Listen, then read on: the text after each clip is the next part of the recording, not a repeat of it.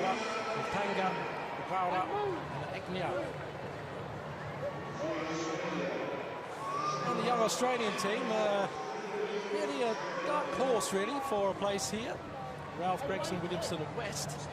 They're running really well. Most of their men can get round about the 146 mark, I think, if they push themselves. But can they get close to this particular team, who could really get under the world record? Rotic, Korongo, Inyo, and Kipkatur. Well, they're just having to go back to the start line again before they go through. But the Kenyans already hold that world record, set back in 2002 in Brussels. And a very strong Polish team there with Radanski and Schott, two top men to look out for in this race. Well, the interesting things here, Steve, notice that the Poles have got their two best athletes on the last two legs, whereas the Spaniards have got their two best athletes on the first two legs. Well, it's a tactical race, this, really, 4 by 800 metres. You've got to really think it through, because if you put your worst guys on the first couple of legs, you could be behind, but then that gives the two best men something to chase. Whereas if you take the other option of going hard first, you give the other athletes maybe something to chase after.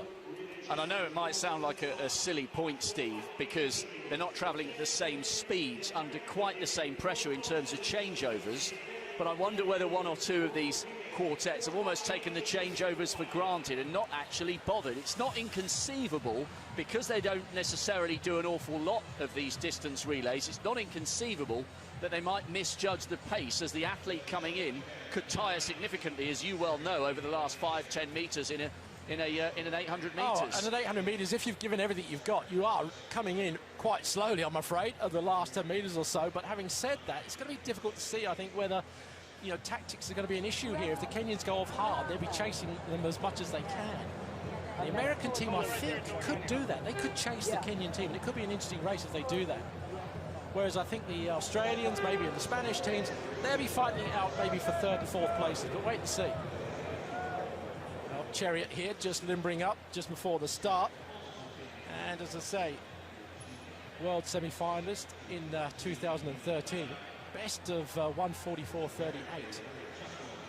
So you can see that most of the Kenyan team can dip under that magic 144. And if we get below that 145 for every single member, it will be a world record. But looking at the flags, they are dropping, so that's an important factor too. And given their PB, Steve, as you say, Kenya in particular, all of them just about the slowest guys on the team, 145.3 Korongo. But with a running start, how much is that going to take off that PB? That PB from a standing start, of course. Is the momentum going to make a difference when they're doing an 800 metre, an 8-lap relay? I don't know. It's going to be a question mark. We have to wait and see. I mean, that's the thing. And they haven't got David Rudisha too. Look at that. I mean, you take out that man, the world record holder, Olympic champion, and you can still field a team that could break the world record. Well, there's the lineup: Poland, Kenya, Australia, Uganda, Spain, Slovakia. And the big two, I suppose, there's the United States having to share the team, or I should say their lane with Slovakia. The Kenyans in lane 2, the one to watch, I suppose. As we said, the lead going for them, 144 man. Let's just wait and see what sort of tactics they're going to produce. Are they going to go off hard? There is a bonus of $50,000 if they do break that world record. That's got to be an incentive, hasn't it? It surely has, I believe, and I think the Kenyans have got a good man with Ferguson Rotic's Chariot to do just that on the first leg for them. He really emerged on the world scene last year, and I think he's one of those guys who like to go out hard. So this, the first final of the IAF World Relays. It's the men's 800 metres, and left almost on his blocks at the start there was the Ugandan. And it is indeed the Kenyan Chariot who's showing strongly. Right on the outside, the United States are all led off by Michael Rutt. But the Kenyan has, as I thought he might do, he's showing his intentions here by going straight into the lead. Now, the Spaniard Lopez is normally a man who hangs back. How will he run it? He's on the inside there in the red and gold colours of Spain, but he's back in 4th place. It's the American Rutt who's now coming up to chase Chariot. It'll be fascinating to see how fast the first lap is. Steve Barrett. He's going off hard, isn't he? But Rutt really has made the right decision. You've got to go after the man here. You can't let them drift. Because if you do that, they're going to get a big gap, and that's going to be comfort zone for the Kenyans. They love that sort of thing. They like to be put in a position where there's no pressure. Let's look at the time. He's gone through in a 51. He's not slowing down, is he? No, this is just the pace that's needed for something very special. Okay, he's out on his own. Will the whole of the rest of the Kenyan team be out on their own? Can any of the other nations claw it back? We know the Poles have got two very good men at the last ones, Lewandowski and Schott, but will they be anywhere in contention? It's Chariot for Kenya with just 200 metres of this first lap to go. Then there's a, 25-metre gap back to the Americans, then the Spaniards. The Poles, who I mentioned before, are third from the back. One team just tailed off right away. It's the Kenyans really firing away here. Lopez of Spain has run really well. He's come through past Ruck into second place. But there's a big lead. It's 30 metres now as Chariot takes off for the Kenyans. He hands over. Let's see who takes in second place. Yes, it's the Spaniards, then the Americans. So change of order for the Kenyans. We thought it was going to be Karongo on the second leg. It is in fact Job Koech Kinyo who has taken up the baton, 2013 Kenyan Championship gold medalist, and he has been given a terrific foundation on which to build by his opening leg runner, Ferguson Rotich Chariot. Spain still going well, but look at the size of the gap being opened up by the Kenyans. And as Joe Kinyo makes his way round the top of the bend, I was watching the clock. The first leg finished in almost bang on 1:45. A world record is not inconceivable. Well, actually, we've got 1:46 on our computer screen, so 55.3 second lap, but it's still on. Kinyo looking incredibly comfortable, and there is almost, well, that is around a 40-metre gap as we move into the second lap of this second leg. Kenya way out in front. Bermuda showing well. But Kenya, with clear daylight, this a time trial for the East African nation.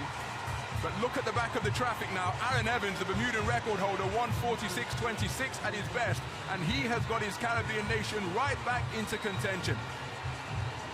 And remember, as far as the Polish athletes are concerned, they've got Schott and Lewandowski to go on the two last legs. They've got their big men still yet to make an impact. Aaron Evans could well be paying for going off so hard. He's dying a rather painful, slow death, but he's holding on.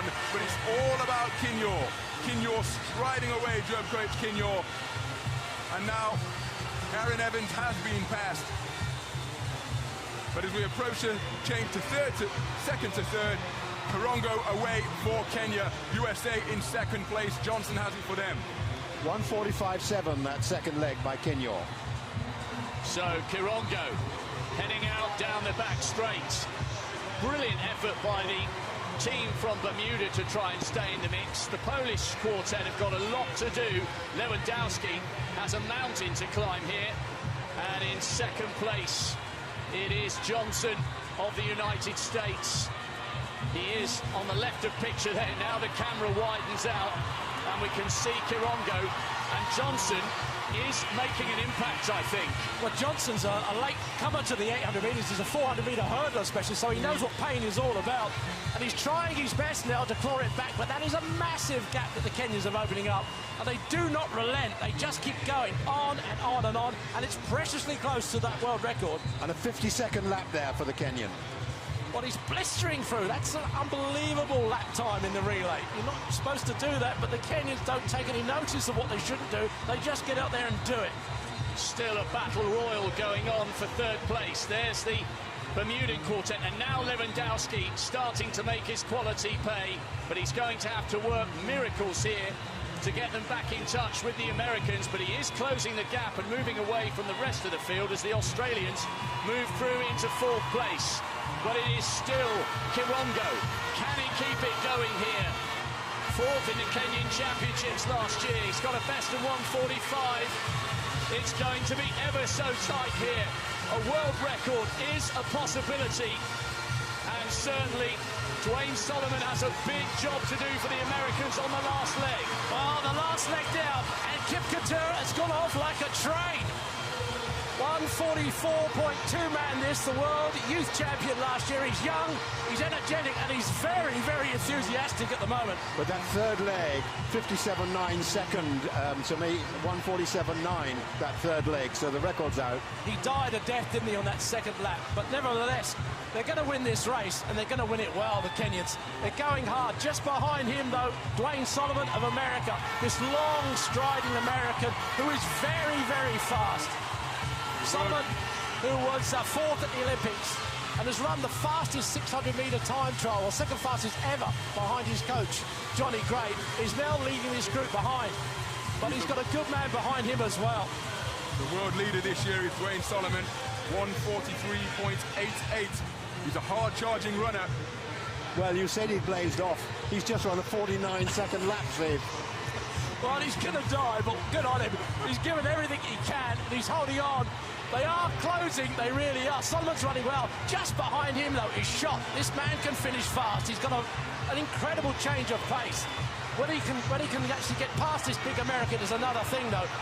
Dwayne Solomon is strong, he's big, and he's tall, he's pushing it on.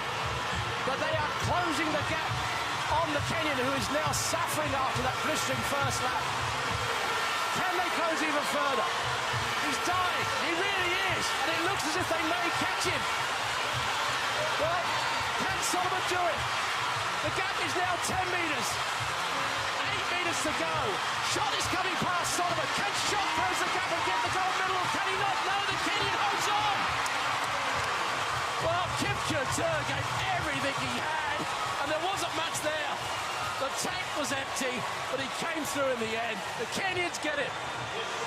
They led from gun to tape. There was drama on that last lap of this particular race. And it got the crowd on their feet. They thought it was going to be really a dramatic